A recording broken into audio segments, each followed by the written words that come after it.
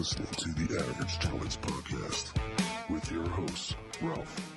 How would you feel if Uncle Cletus came over and decided he wanted to fuck your asshole? Ramsey. And at one point, he was letting go of the pilot and just holding on with one hand. What are you doing? Why would you do that? Ray. I haven't seen someone try to get a Thai boy out of a hole this frantically since I walked in on Kevin Spacey in the men's room at a Chuck E. Cheese. And Joe. I'm not going to sit down and watch that show and then tweet the actresses or actors and be like, this show sucks.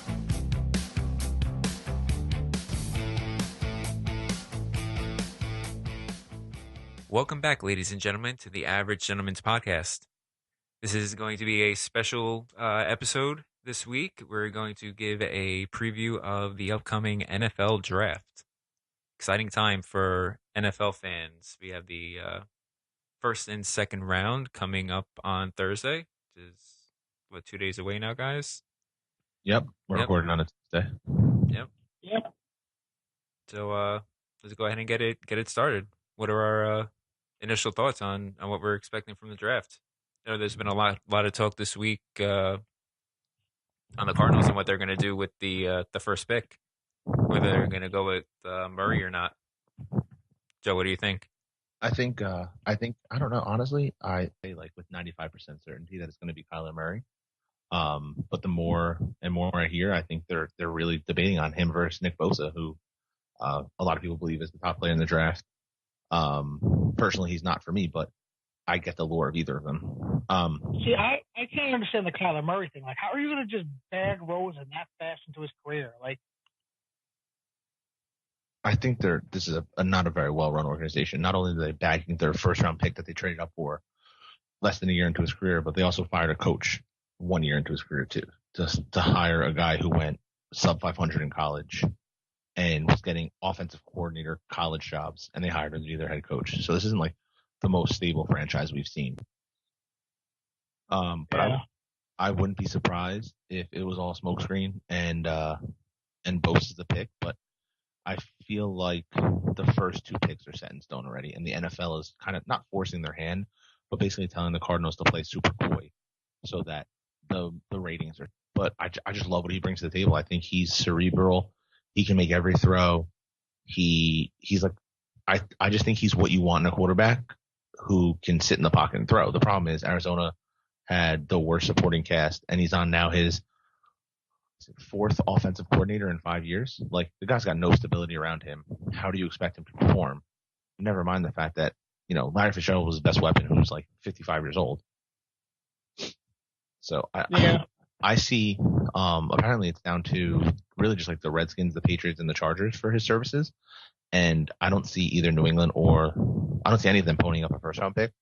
So if it comes down to it, Washington has the highest second round pick, so they could pull the trigger on that one. I've been hearing the Giants too, to go after Rosen. Yeah. I don't want that. I don't think they liked him coming into the draft, so I can't see them now about facing and trading either of the picks. Plus, I've heard a lot of love that they love both Dwayne Haskins and Daniel Jones. So it's going to be curious. I'm still not convinced that the Giants take a quarterback. If I was a bet man, I'd put my money on Rosen ending up in Washington, and Washington trades like Case Keenum and their second rounder for Rosen, because Keenum played under Kingsbury at wherever the hell they were. Hey, I think he gets traded at the draft, or does he get traded like during training camp? Wait for an injury, wait for a team to be more desperate.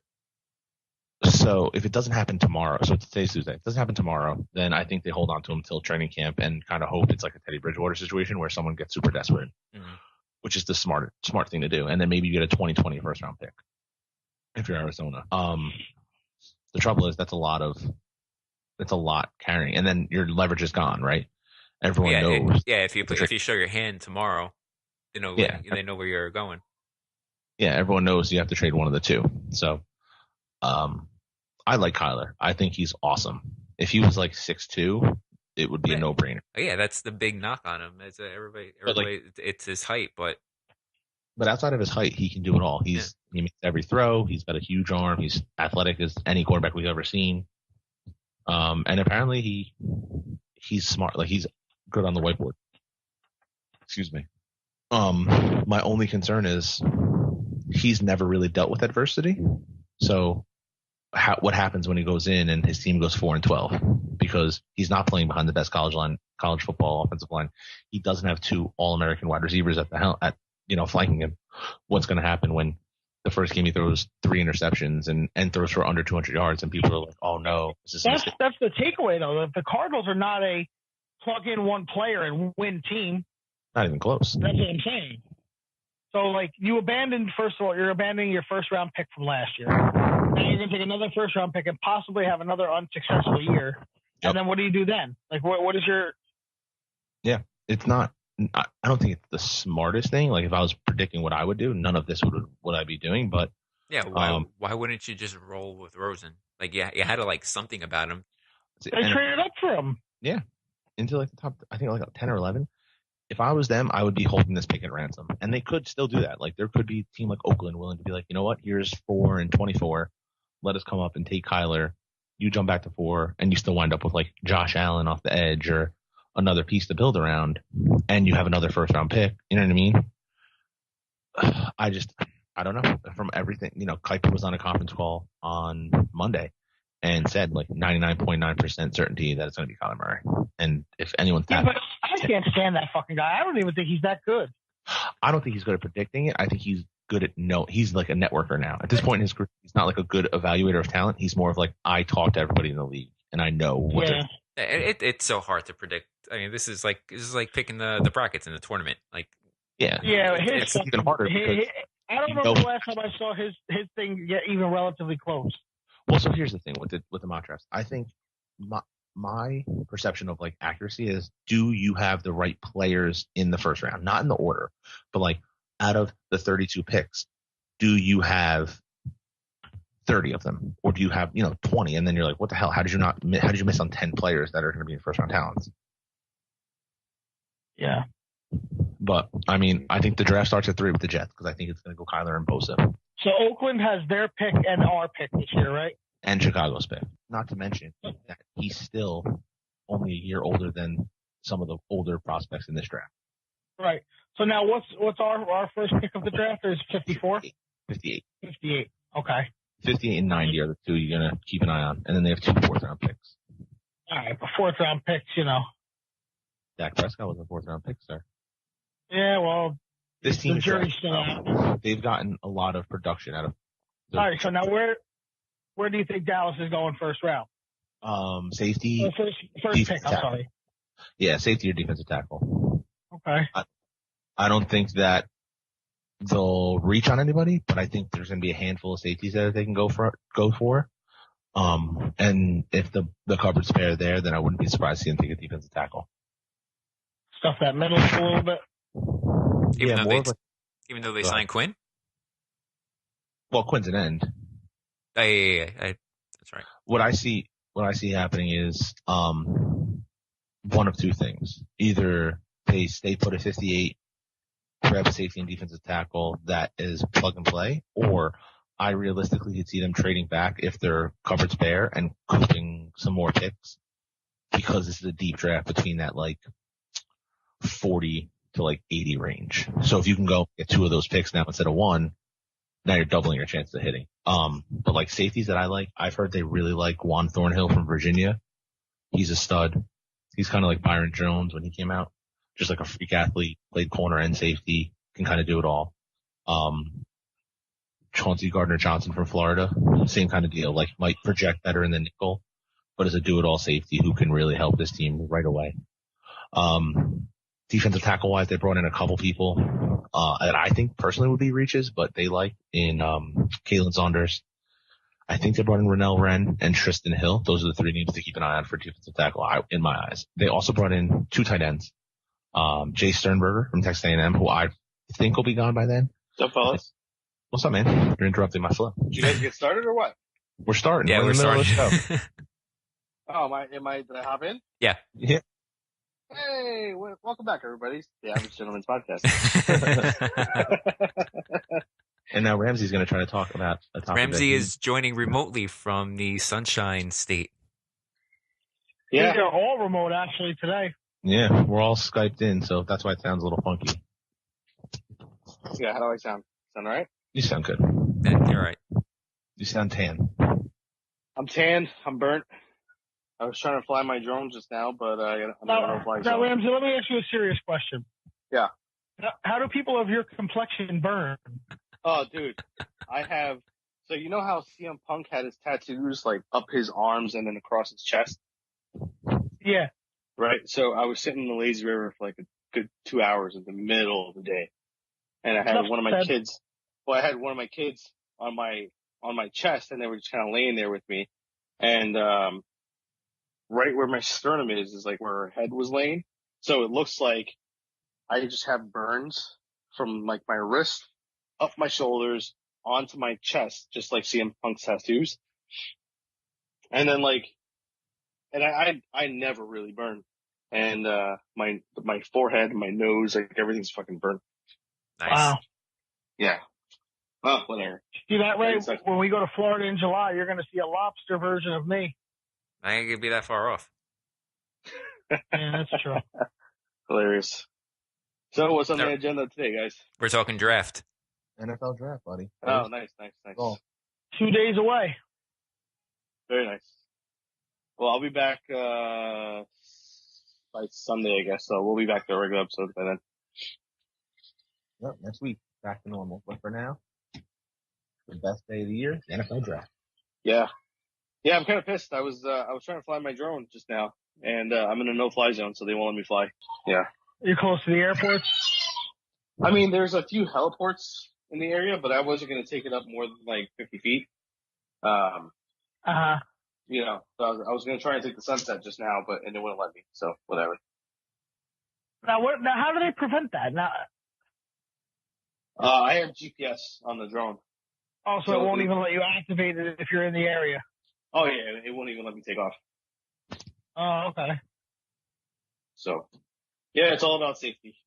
Interesting. Well, listen, I'm going to let you guys go. I got the kids screaming in the background, so. Yeah, I can hear them. Thanks for popping up, buddy. Leave all this in. Thanks for popping in. Yeah, have a good show. Hey, buddy. All right. Later, guys. Later. See you guys next week. Bye.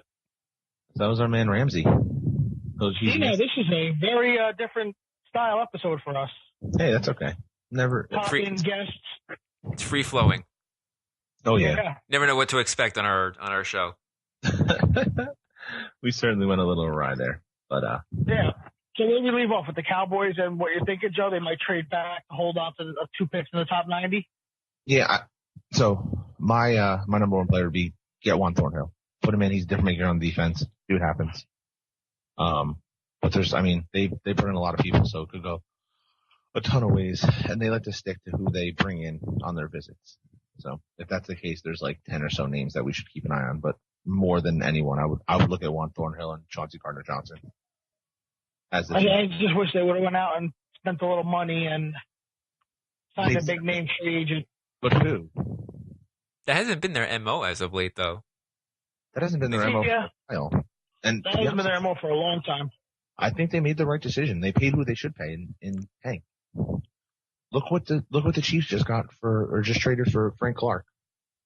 You know, who's a little younger than Tank, but still in the same boat in terms of like as a pass rusher. Right. Sorry, I just gotta kill a bug. That's why I heard. He went for a second round swap and a third round pick, and then they have to pay him the Tank Lawrence contract. So Dallas did the right thing. You keep your guys in house, the guys that you drafted develop, and then just keep hitting in the draft. That's how the best. Yeah, that's the big part. Yeah, you have to, with that strategy, you have to hit in the draft. You can't have many misses. Well, they haven't. Right, and they've been good. They've been good. For a while. Their biggest miss would be probably Taco, no? And from all accounts, he's looked better. Right, but I'm just saying, like, if you're considering just a straight like first round pick that didn't go the way you wanted to. Oh yeah, not to mention the TJ Watt right behind him. Right. Team's got some players, man. Like this could be a good year. What else you got for the draft? What else are you thinking? Well, I want to see how the Giants are going to muff it this year. Yeah, there's a bunch of different ways that they have to screw this up. They kind of hold the key, right, to the draft. Because you think so? I think at 6, like, do they really love Dwayne Haskins? Are they going to pull the trigger on a guy who started 1 year and has issues? They think You think there's opportunity for a team to jump them to get Haskins? I do. I think the Jets want to trade back in the worst way. I mean, it's not a secret. They very much want to get out of that pick. And where are the Jets sitting at? 4? 3. Oh, okay. So I think who else needs a quarterback? Cincinnati is in talks about one to get rid of Dalton. Miami, Denver. Those would be the teams. Washington. Those would be the teams to keep an eye on. Washington would have to trade 2020 first round pick to get up and do that, and that would be a mistake, but obviously a mistake we would enjoy. That's gonna be tough too because a team's gonna want return back for this year if they're trading back. You would think. Well, most teams are okay with taking on next year's first for a big move like that. Like look at what the Buffalo did with the Chiefs. Like a lot of teams have done that in most recent years. You mean like a next year's first as opposed to a this year's second? Yeah, like I could see that. New Orleans did that right last year to jump to get the pass rusher Marcus Davenport. That's why Green Bay has 2 first round picks. Yeah. But apparently, the big talk is that the Raiders are going to do something crazy. No one knows what it is, but everyone just keeps saying the Raiders are going to do something wild. So that's like, isn't that like the fucking their MO since Al Davis was roaming the earth? Yeah, but now it's Mike Mayock, who used to work on NFL Network, so it's not like, you know what I mean? It's a whole new ball game over there. But apparently it's not going to change him from doing something wild. Yeah.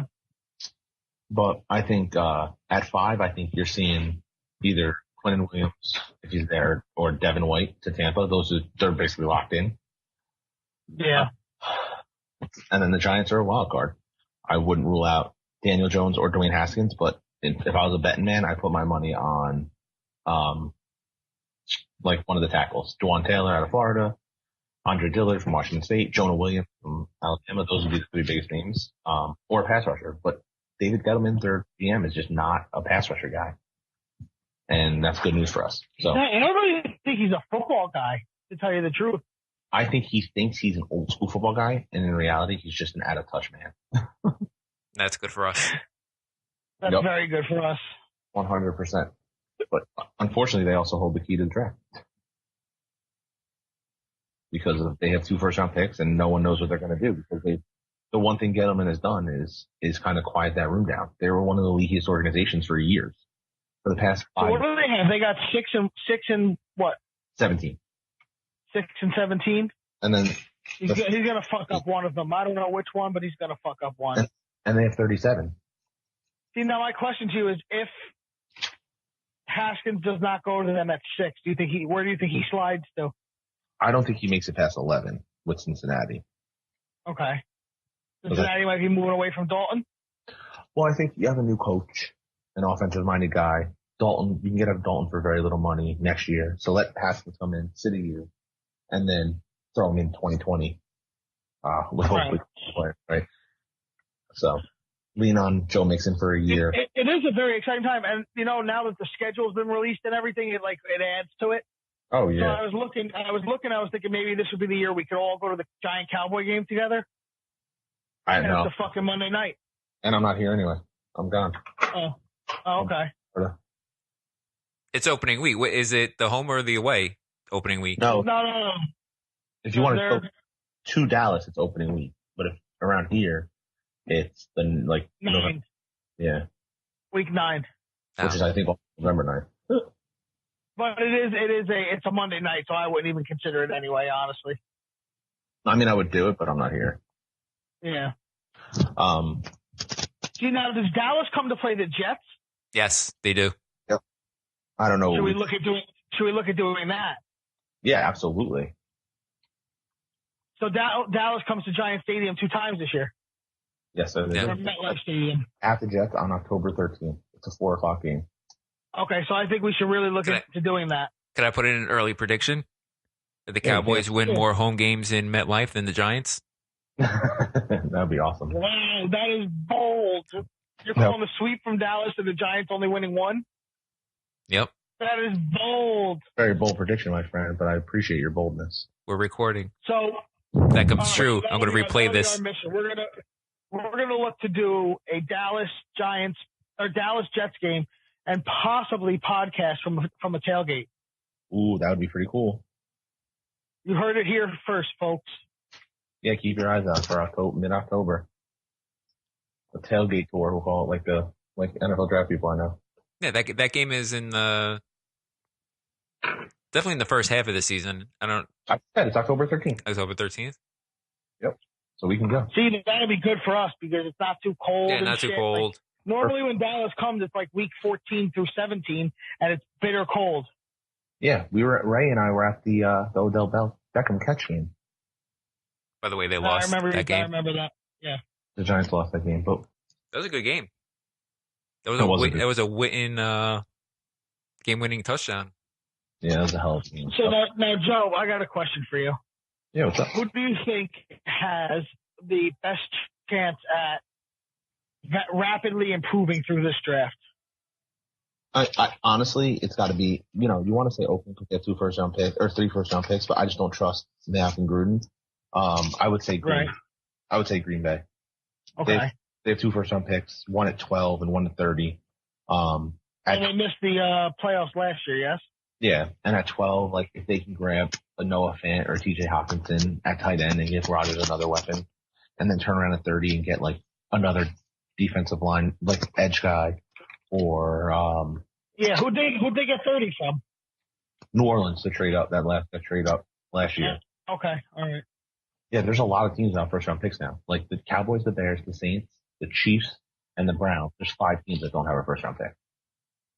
And this is the first time for the Browns, and it's got to be a long time. Yeah, because they traded for Odell. They've always had fucking. They've had like 3 or 4. Yeah. Last year they had 2, and they hit on both of them. Yeah. It was impressive. They had 2 in the top 5, and they hit both of them. That's a crazy feat. Maybe they're not as stupid as people think. Well, don't forget, it's a new GM, so. Yeah. But pump the brakes on the Browns. Yeah. Pump the brakes. You were called for fucking, what's his name, to be the coach of the year last year. Yeah, I don't recall that. We're gonna have to play tape, see if that I actually did that.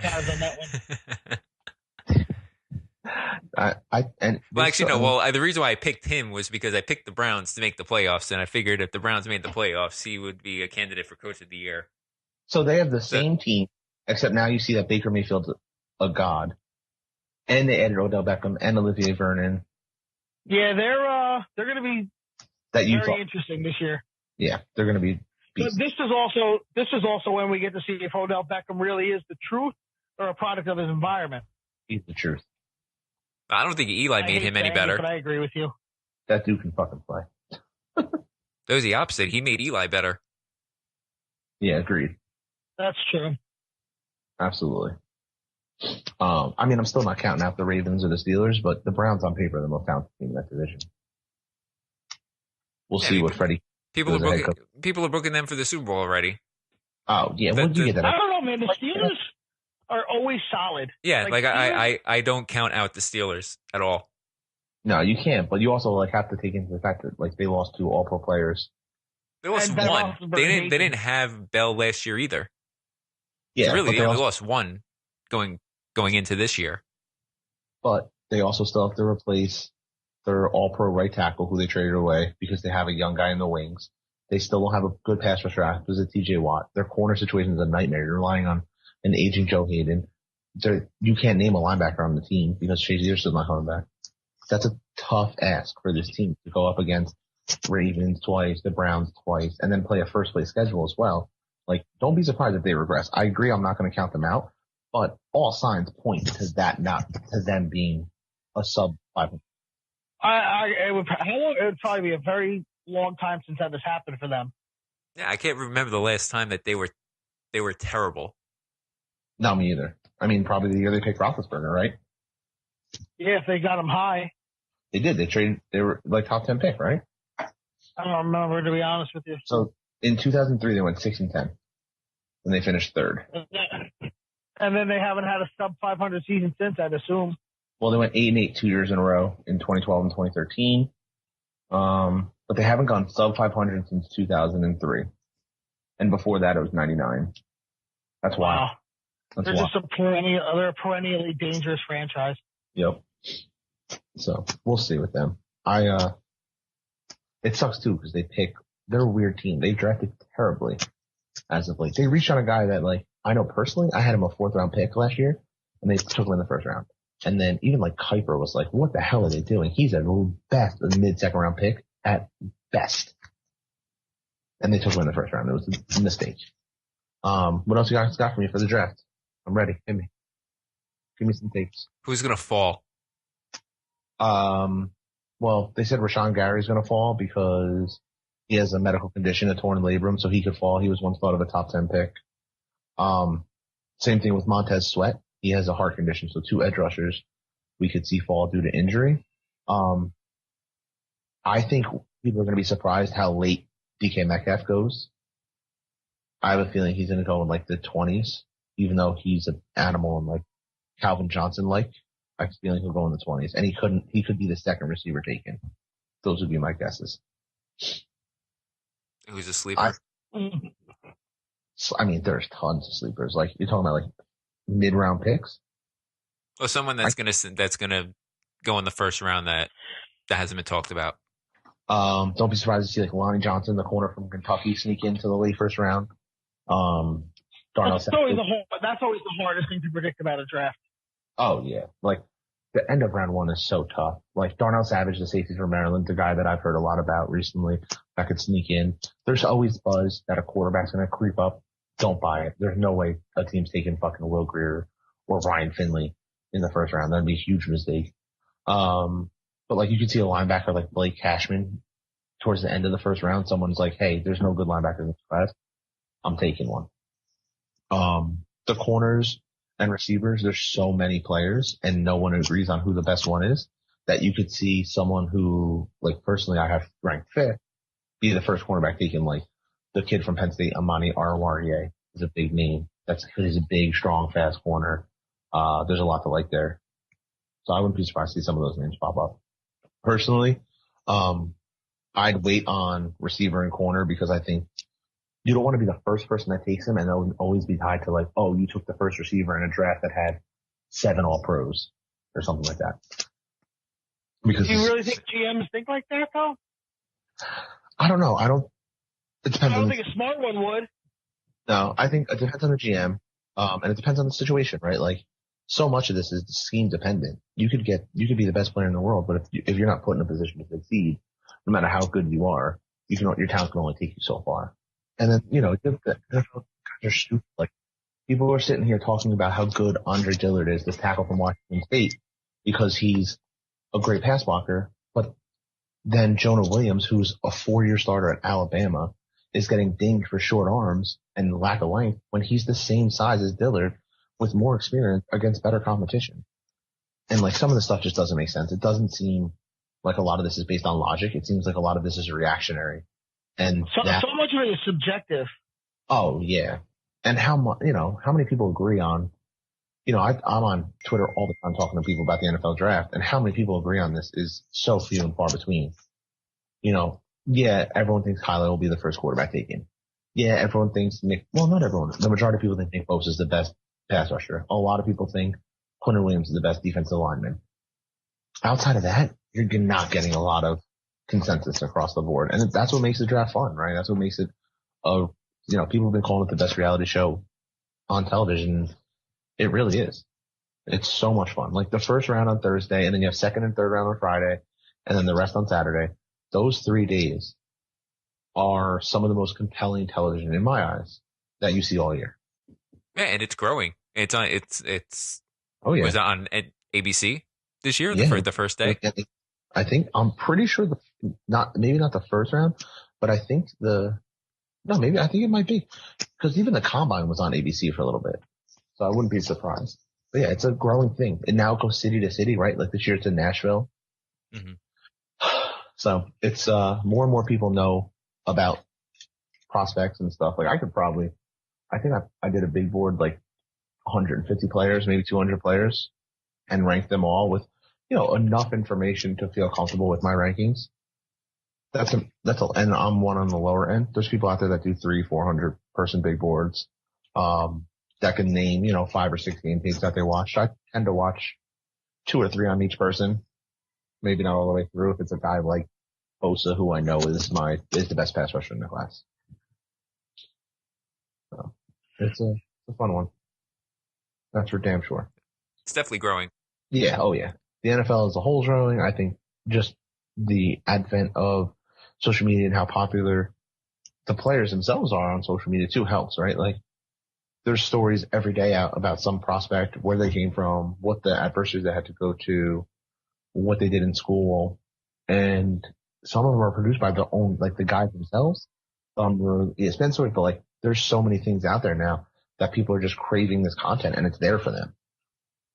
So it's nice to see that something, you know, when I was in high school, I was big into the draft and it felt very niche and very like, oh, you really care about that? Like just wait till they get into the NFL and see what they're like. And now it's turned into, you know, there's whole websites that are just draft stuff. Oh yeah. Like I remember that.